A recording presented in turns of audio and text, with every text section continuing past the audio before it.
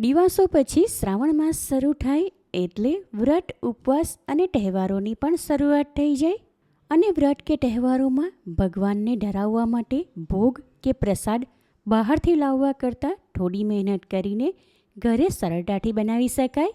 Hello friends, હું જ્યોતિ ગજ્જર સુરતથી. આજે હું તમારી સાથે ભાખરાનું ચૂરમું, જેને છૂટો લાડુ પણ કહેવાય, એ કેવી રીતે બનાવવું એની રેસીપી શેર કરીશ. ગુજરાતી ટ્રેડિશનલ ગોળ નાખીને બનાવેલું ભાખરાનું ચૂરમું ખાવામાં એકદમ સ્વાદિષ્ટ લાગે, જે ખાસ કરીને દેવી માતાને કે ગણપતિ બાપાને પ્રસાદમાં ધરાવવા માટે બનાવી શકાય. આ પ્રસાદ ઘરમાં હોય એ જ સામાન વાપરીને ઓછી મહેનતે ઝટપટ બનાવી શકાય. તો ચાલો આજની આ મજેદાર રેસીપી શરૂ કરીએ. ભાખરાનો લોટ બાંધવા માટે આ વાસણમાં 1 કપ ભરીને વજનમાં 150 ગ્રામ ઘઉંનો કરકરો લોટ લઉં છું. હવે એમાં એટલો જ 1 કપ ભરીને વજનમાં 150 ગ્રામ રોટલી બનાવીએ એ ઘઉંનો ઝીણો લોટ ઉમેરું છું. આ બંને લોટનું ટોટલ વજન 300 ગ્રામ થયું. આમાં તમારી પાસે જાડો લોટ ન હોય તો એના બદલે ઝીણો રવો લઈ શકાય. મૂણ માટે આમાં 3 ટેબલસ્પૂન તેલ ઉમેરીને લોટ સાથે સારી રીતે મિક્સ કરી લઈએ. હવે લોટ બાંધવા માટે 1 કપ પાણી લીધું, એમાં થોડું ઉમેરીને મિક્સ કરીએ અને ભાખરી માટે જેવો લોટ બાંધીએ બિલકુલ એવો જ સાધારણ સખત આ લોટ બાંધી લઈએ. લોટ આવો સાધારણ સખત બાંધીને કેળવી લીધો. આમાં અડધા ભાગનો જાડો લોટ પણ છે, એ પલળશે એટલે હજુ આ લોટ પહેલાં કરતાં થોડો સખત થશે. લોટને ગોળ કરી દીધો. હવે એની ઉપર તેલવાળો હાથ ફેરવું છું. ત્યારબાદ એની ઉપર ઢાંકણ લગાવી હમણાં સાઈડમાં રાખું છું, એટલે આ લોટ સારી રીતે પલળીને સેટ થઈ જાય. લોટ બાંધવા માટે 1 કપ પાણી લીધું હતું, એમાંથી પા ભાગનું બચી ગયું. હવે થોડીવાર પછી લોટવાળા વાસણ ઉપરથી ઢાંકણ હટાવીને એને સારી રીતે કેળવી લઈએ. ત્યારબાદ એના 2 ભાગ કરું છું. હવે એક ભાગ હાથમાં લઈ એમાંથી આવા મોટી સાઈઝના લુવા કરી લઈએ. જેટલો લોટ હતો એમાંથી આવા મોટી સાઈઝના એક સરખા 6 લુવા થયા. હમણાં એને ઢાંકીને રાખું છું એટલે સુકાઈ ન જાય. હવે ભાખરી બનાવવા માટે પાટલી ઉપર લોટનો એક લુવો લઈ એને વણી લઈએ. અહીં લોટ સખત બાંધ્યો છે, માટે ભાખરી વણવા માટે એની ઉપર કોરો લોટ વિખેરવાની જરૂર ન પડે.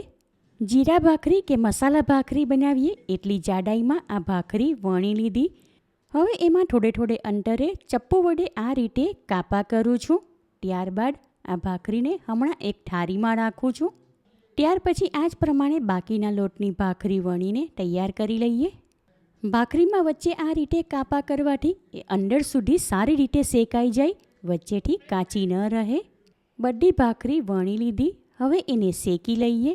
એના માટે બીજી તરફ એક નોનસ્ટિક પેન લઈને સ્ટવ ઉપર ગરમ કરવા મૂકી દીધી. ત્યાં ગેસ ફ્લેમ હમણાં મીડિયમ તરફ રાખી છે. પેન સારી રીતે ગરમ થઈ જાય ત્યાર પછી મીડિયમથી થોડી લો તરફ કરશું.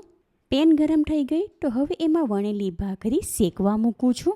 ગેસ ફ્લેમ હવે મીડિયમથી લો તરફ રાખીને પેન ઉપર ઢાંકણ લગાવી દઉં છું.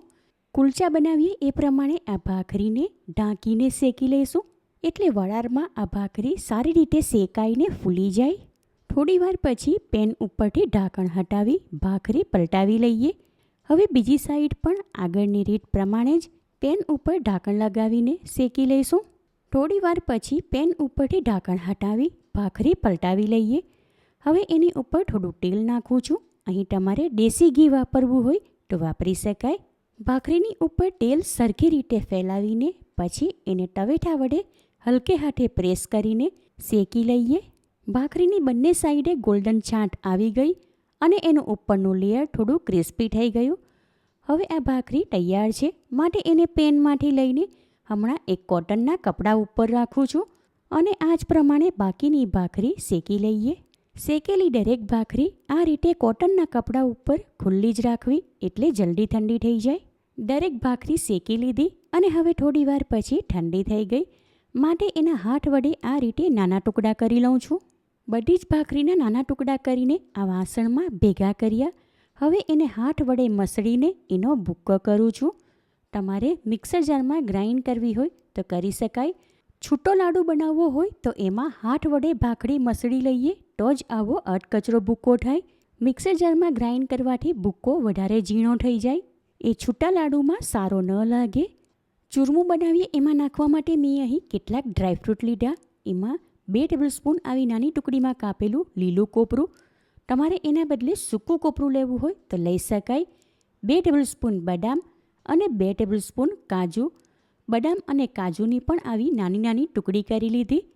સાથે મેં અહીં 2 ટેબલસ્પૂન જેટલા શેકીને છાલ કાઢેલા સિંગદાણા આવી નાની ટુકડીમાં કાપીને લીધા.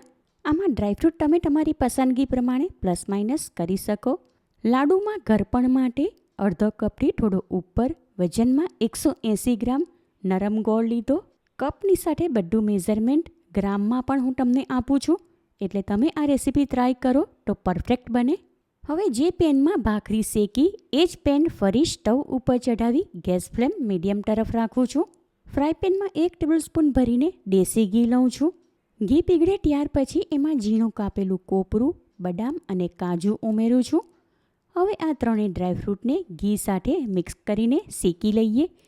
ગેસ ફ્લેમ હવે મીડિયમથી થોડી લો તરફ કરવી, એટલે આ ડ્રાયફ્રૂટ દાજી ન જાય.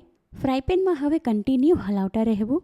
ભાખરાનું ચૂરમું બનાવવા માટેની આ સૌથી સરળ રીત છે.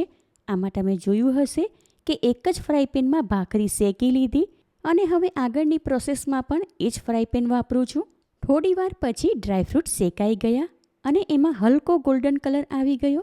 માટે આ ટાઈમ પર આમાં સિંગદાણા અને 2 ટીસ્પૂન સફેદ તલ ઉમેરીને મિક્સ કરી લઈએ. આમાં સિંગદાણા પહેલેથી જ શેકી લીધા હતા અને તલ વધારે શેકવાની જરૂર નથી, માટે થોડી સેકન્ડ પછી ગેસ ફ્લેમ બંધ કરી દઉં છું. ત્યાર પછી આ મિશ્રણ ભાખરીનું ચૂરમું બનાવ્યું એમાં ઉમેરી દઉં છું. ચૂરમું સાથે શેકેલા ડ્રાયફ્રૂટ સારી રીતે મિક્સ કરી લઈએ. હવે આગળ ફરી એ જ ફ્રાય પેન સ્ટવ ઉપર ચઢાવીને ગેસ ફ્લેમ ઓન કરું છું. ફ્રાય પેનમાં હવે 2 ટેબલસ્પૂન ભરીને દેશી ઘી લઉં છું અને ઘી પીગળે ત્યાર પછી એમાં ગોળ ઉમેરીને સારી રીતે મિક્સ કરી લઈએ. અહીં ગોળનો પાયો કે ચાસણી નથી કરવાની, ફક્ત એને ઓગાળી લઈએ એટલે એની કચાશ દૂર થઈ જાય. ગોળ નરમ લીધો હતો માટે માત્ર 2 મિનિટમાં જ ઓગળી ગયો. હવે ગેસ ફ્લેમ બંધ કરી દઉં છું. ત્યાર પછી આ મિશ્રણ ચૂરમું બનાવ્યું એમાં ઉમેરી દઈએ. હવે તરત જ ચૂરમું સાથે આ ગરમ ગરમ ગોળ સારી રીતે મિક્સ કરી લઈએ. ગોળ ગરમ છે માટે આમાં હાથ નાખવાની જરૂર નથી. ચમચા વડે પ્રેસ કરીને આ રીતે બધું મિક્સ કરી લઈએ. બાપાને પ્રસાદમાં ધરાવવા માટે લાડુ બનાવવા હોય તો આ જ મિશ્રણમાંથી બનાવી શકાય અને આમને આમ આ ચૂરમું ભોગ કે પ્રસાદ માટે લઈ શકાય. હવે આ ચૂરમું તૈયાર છે અને મેં પ્રસાદ માટે જ બનાવ્યું છે, તો આમાંથી થોડું અલગ કરીને ભગવાનને ભોગ ધરાવી દઉં છું. સુપર ડિલિશિયસ એકદમ છૂટું દાણેદાર ભાખરાનું ચૂરમું તૈયાર છે. જોતાની સાથે જ ખાવાનું મન થઈ જાય એવું આ ચૂરમું કે છૂટો લાડુ એટલું સ્વાદિષ્ટ છે કે એકવાર ખાઈને તો મન ભરાય જ નહીં, જાણે ખાયા જ કરવાનું મન થાય.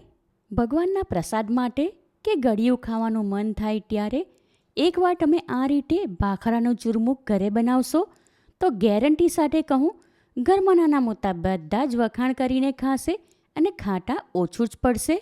માટે આ રેસીપી તમે જરૂરથી ટ્રાય કરો. તમે મારી રેસીપી કયા શહેરમાંથી જુઓ છો અને કેવી લાગી એ કમેન્ટ કરીને જણાવો. રેસીપી પસંદ આવી હોય તો વિડીયોને લાઇક અને શેર કરો. ચેનલ પર નવા હોવ તો સબસ્ક્રાઈબ કરીને બાજુમાં આપેલા બેલ આઇકન પર ક્લિક કરો, એટલે આવનાર દરેક નવી રેસીપીઓની જાણકારી તમને મળતી રહે. ફરી મળીશું એક નવી રેસીપી સાથે. Eat healthy and stay healthy.